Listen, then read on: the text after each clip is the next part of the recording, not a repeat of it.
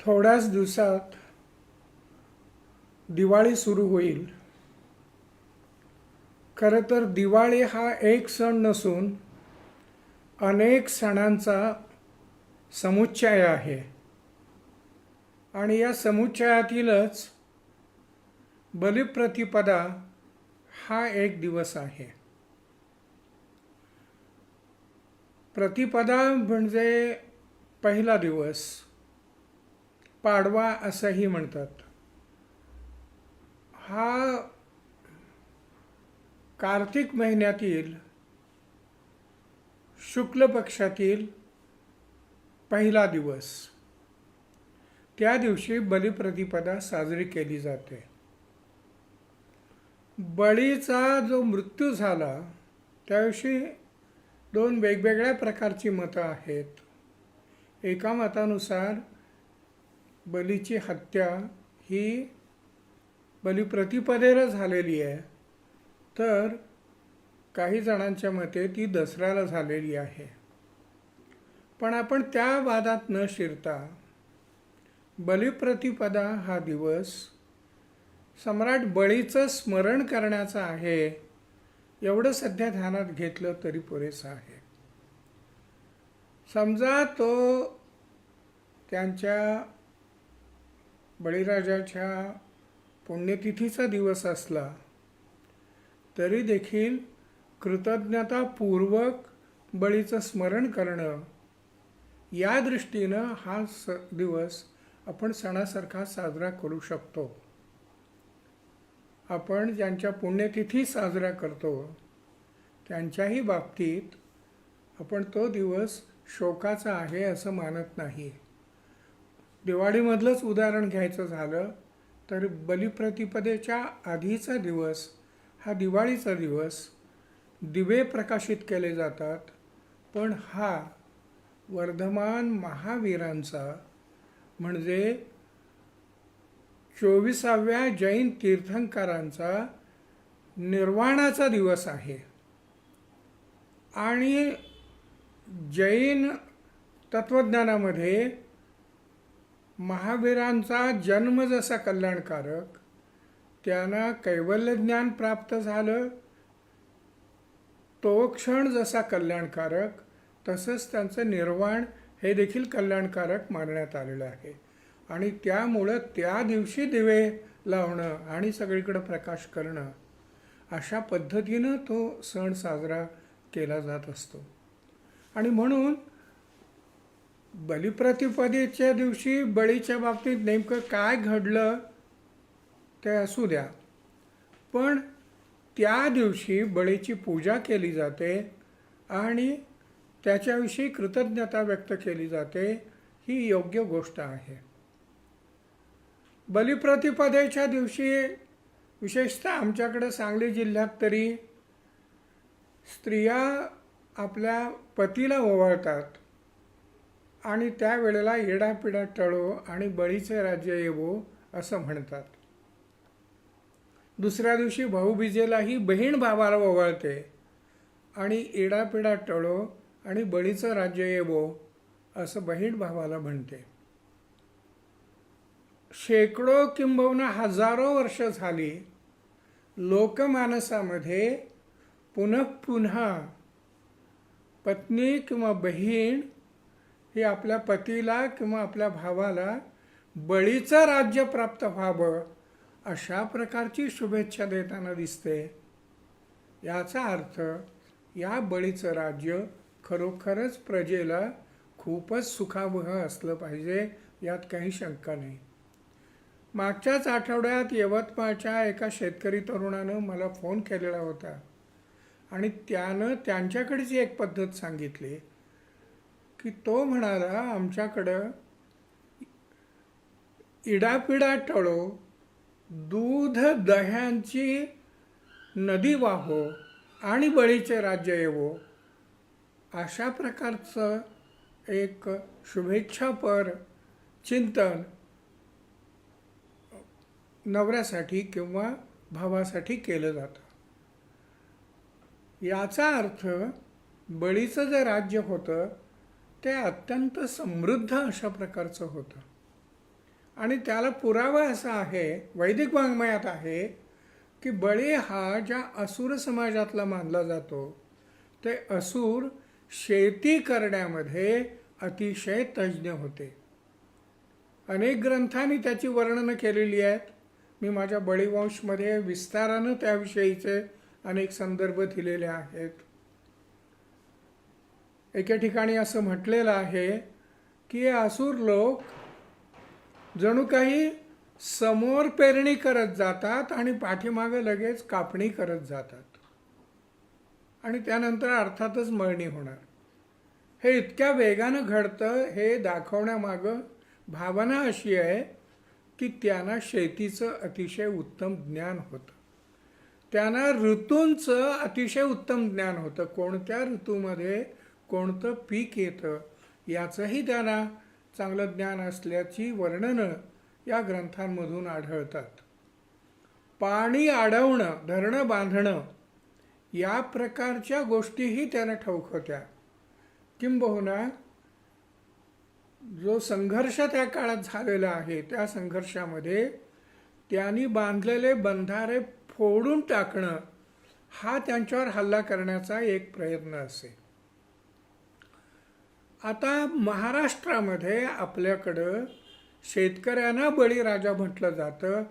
याचं कारण देखील हे आहे की शेतीशी बळीराजाचा अतिशय निकटचा संबंध आहे. त्याच्या संपूर्ण परंपरेचा, त्याच्या संपूर्ण समाजाचा संबंध आहे. बळीराजाला काही जण विरोध करणारे होते. याचं कारण बळीराजा हा चातुर्वर्ण्य मानणारा नव्हता. समाजामध्ये सर्व प्रकारे समता असली पाहिजे असं मानणारा होता. नको त्या कर्मकांडात गुंतण्यापेक्षा माणसानं श्रम करावेत, कष्ट करावेत आणि फळ मिळवावं अशा विचारांचा होता. आणि हे ज्यांना मान्य नव्हतं त्यांचा बळीराजाला विरोध होता. पण ते देखील बळीराजाला विरोध करताना बळीराजाला अनैतिक ठरवू शकलेले नाहीत. उदाहरणार्थ वैदिक परंपरेतल्या एका ग्रंथानं बळीराजाचं वर्णन करताना त्याला उद्देशून समविभागी अशा प्रकारचा शब्द वापरलेला आहे. समविभागी म्हणजे सम्यक रीतीनं विभागणी करणारा. याचा अर्थ समाजात जे काही उत्पादन होत असतं, जे काही निर्मिती होत असते, जे काही धन तयार होत असतं त्याची सम्यक रीतीनं वाटणी करणारा. याचा अर्थ कष्ट एकानं करायचे आणि त्याची फळं दुसऱ्यानं घ्यायची असं ज्याच्या व्यवस्थेमध्ये नव्हतं, तर ज्यानं कष्ट केलेलं आहे त्याच्याच पदरात त्याची फळं पडतील अशा प्रकारची सम्यक विभागणी, संतुलित विभागणी, न्याय्य विभागणी करणारा अशा प्रकारचा हा सम्राट होता. आणि म्हणून विशेषतः दक्षिण भारतामध्ये बळीराजाविषयी कमालीचं प्रेम असलेलं दिसतं. दक्षिण भारतात विशेषतः असण्याची काही कारणं आहेत. त्या कारणात विस्तारानं जाण्याचा आत्ताचा प्रसंग नाही, त्याविषयी मी वेळोवेळी लिहिलेलं आहे. पण दक्षिण भारतात विशेषतः केरळमध्ये बळीराजासाठी ओणम नावाचा सण साजरा केला जातो. हा जो ओणम आहे त्या पाठीमागची कल्पना अशी आहे की विष्णूनं वामनाचा अवतार घेतला आणि बळीला पाताळात गाडलं. पण त्याला पाताळात गाडल्यानंतर देखील त्याच्या प्रजेबरोबरचं नातं तुटलं नाही. आणि तिथल्या लोकांच्यामध्ये काही हजार वर्षांपासून एक अशी धारणा आहे की बळीराजाला पाताळातून एक दिवस त्याच्या प्रजेला भेटायला येण्याची परवानगी देण्यात आलेली आहे. त्यानुसार तो एक दिवस येतो. तो येणार त्या दिवशी प्रजेला असं वाटतं की आपण गरीब आहोत, दारिद्र्यात आहोत आपल्या मुलाबाळांच्या अंगावर चांगले कपडे नाहीत, आपल्या घरी खायला प्यायला चांगलं नाही, आणि आज आपला राजा आपल्याला भेटायला येणार. वर्षातून तो एकदाच येतो. तो भेटायला आल्यानंतर त्यानं आपल्या मुलांच्या अंगावर फाटके कपडे पाहिले, घरात काही खायला गोडधोड नाही असं पाहिलं, तर तो परत जाताना अतिशय दुःखी अंतःकरणानं जाईल आणि वर्षभर त्याचं काळीज कुरतडत राहील या दुःखानं. म्हणून आपण आज त्याच्या समोर एक दिवस तरी आनंदात राहूया, मुलांच्या अंगावर चांगले नवे कपडे घालूया, घरात गोडधोड खायला करूया आणि सण साजरा करूया. म्हणजे तो परत जाताना समाधानानं जाईल की माझी प्रजा सुखी आहे. ही कथा काहीशी मिथकात्मक म्हणजे काल्पनिक आहे. अगदी ऐतिहासिक वास्तविक अशा प्रकारची कथा असू शकत नाही. परंतु ही जी मिथकं असतात यांच्यातून एक अर्थ सूचित होत असतो, व्यंग्यार्थ असतो. त्यामध्ये तो असा की त्या हजारो वर्षांपूर्वी होऊन गेलेल्या बळीराजाचं आणि त्याच्या प्रजेचं नातं हे किती वात्सल्याचं होतं. बळीराजा सगळ्या प्रजेला कसा आपल्या मुलाबाळांप्रमाणे वागवत होता हे त्यातून सूचित होतं. आणि हा सण शेकडो वर्षांपासून केरळमध्ये साजरा केला जातो. आपल्याकडच्या दिवाळीसारखाच हा ओणम सण त्या ठिकाणी साजरा केला जातो. अशा पद्धतीनं दक्षिण भारतामध्ये बळीच्या असंख्य आठवणी आहेत. महाराष्ट्राचा विचार करायचा झाला तर मी आत्ता शेतकऱ्यांचा उल्लेख केला, त्यांना बळीराजा म्हटलं जातं. पण महात्मा फुले यांनी या गोष्टीकडं आवर्जून लक्ष दिलेलं आहे. महात्मा फुले हे एक समाजसुधारक म्हणून विख्यात आहेत.